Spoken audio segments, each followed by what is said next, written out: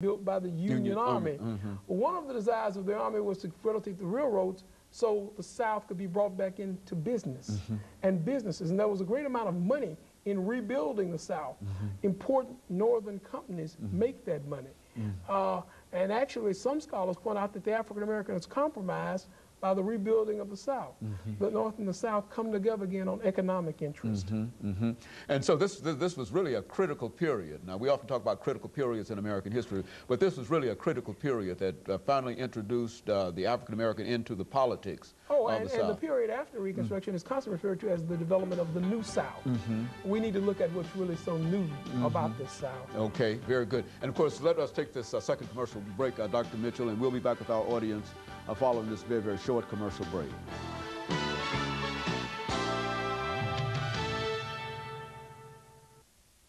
In our nation of plenty, 1 in 5 children faces hunger every day.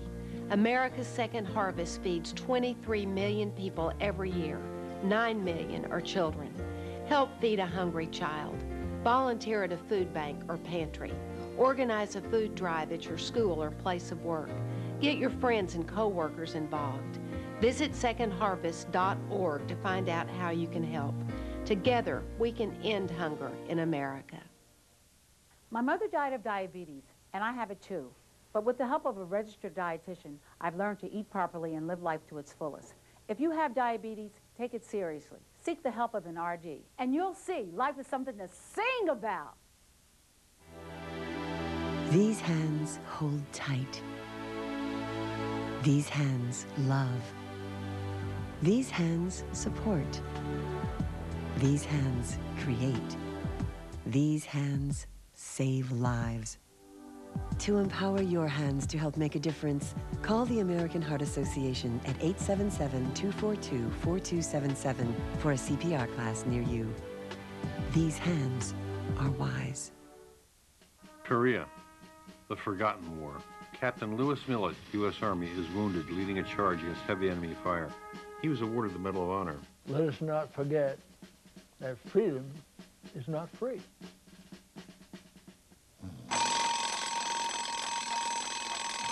Noise. There's more of it in your life than you think. Everyday sounds, from household appliances to traffic. Even a crowded restaurant can hit 85 decibels. That's the level audiologists know can cause permanent hearing loss.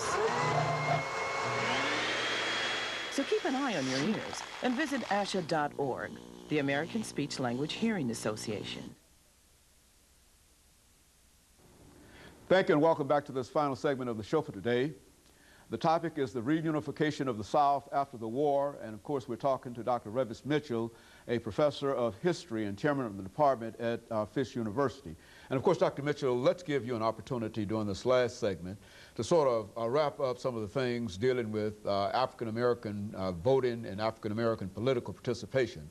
I think you've already given us his entrance into politics shortly after the war and the impact that he had on politics. But let's expand that and talk about his removal and some of those things that are associated with it. While those Union soldiers in the South, they protect the black voter. They may not protect him personally, but they keep the polls open. They make sure that people can vote. The South is frustrated. The South has lost the Civil War. The great dream that the South had been built on was the dream of large plantation ownership and having slaves, and now that dream is gone. I can't appreciate, or I can't support it, but I can understand what happened. So also the South has lost white majority rule, white voter rule, not majority, but white rule. We see certain emotional activities. In North Carolina, we see the regulator movement. We see the Knights of the White Communion. In Tennessee, we see the Ku Klux Klan. Again, these are organizations built upon frustration. And to vent that frustration, they use intimidation. One of their targets were black voters, encouraging black people not to vote. The troops encounter the Klan, but on the national level, that same frustration is being looked at. Economically, it's costing the North to keep those troops in the South. It's a period of national disunion. Eventually, a political deal is struck. The politicians, North and South, get together. and they decide that in order to rebuild the South, to discontinue that cost, that federal troops will be removed. Once federal troops are removed, and once states are allowed back in, we see a number of precocious acts, of uncertain acts. We see the application of poll taxes. We see the application of literacy testing. All of this is to disenfranchise. So all of the gains made by the Civil War, the voting rights gains, are lost for African Americans.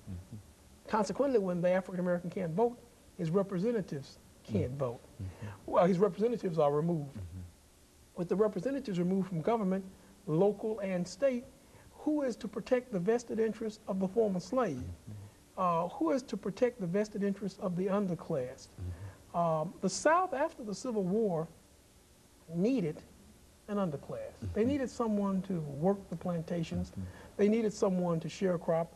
They needed to make sure that the African American didn't all flee outside of the South. So we see a number of actions that weren't just outright racism.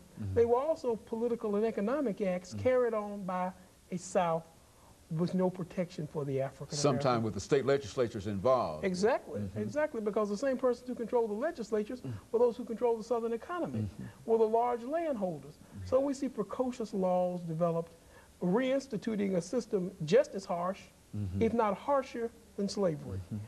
Certainly the experience of the African American in the South after the Civil War and in the United States between 1860 and 1900 demonstrated the importance of having the vote and exercising the vote. Once you lose control of that vote, then you have no real voice in government. You have no voice to select people who will protect you. You have no voice to select people who will enhance your position in a nation. Well, and so Dr. Mitchell, essentially, are you saying that as long as Africans were able to participate in the politics of the South during that period shortly after the war up until the time that they were eliminated in 1890, that they had some influence enough to, in a real sense, control legislation, at least deal with legislation. That's right. But once they were removed in 1890, and they will be removed until 1960, they no longer have any kind of influence, and segregation comes out. They become victims. Segregation is one of the great divisions. Well, it's also the emotional stress still of the South. The South doesn't know how to deal with its northern industrialized counterpart. The North is becoming visibly more well-off economically than the South. And the South needs someone to scapegoat. So we see, again, these precocious laws and actions. Slavery gave automatic status to a free man. Any free man was better than a slave. After slavery, we see the beginnings of institutionalized racism, not just in the South, but certainly in the South. So status is accorded based upon race. The previous advantage that had been enjoyed in freedom was now acquainted to race. So we begin to see the concept of racism, the white superiority, based on nothing but race. You know. Very good. And of course, Dr. Mitchell, over this last minute, let me thank you and to say how very, very appreciative we are to have you to come by. It's always a pleasure to come on. Yeah, it's always a pleasure to be a part of something that's very informative. Yeah, but I think you just bring some excellent information to us, and what we've been able to do over the many years, as we've indicated, is to use this information and video cassettes and whatever, and to expose our young people to them, and we find that they are very, very interested in many of your statements, and especially you. I really wouldn't want to leave without saying something about the Fifth Jubilee Singers, the story of the Fifth Jubilee Singers. Well, thank you. It's been a pleasure, and hopefully we'll do other programs and discuss other topics. Okay, very good. Because it's always a pleasure to be a part of Comments with Dr. Okay, Haynes. I certainly appreciate that, and let me encourage others to then tune in next week for another informative edition of Comments. Thank you and good morning. Appreciate it.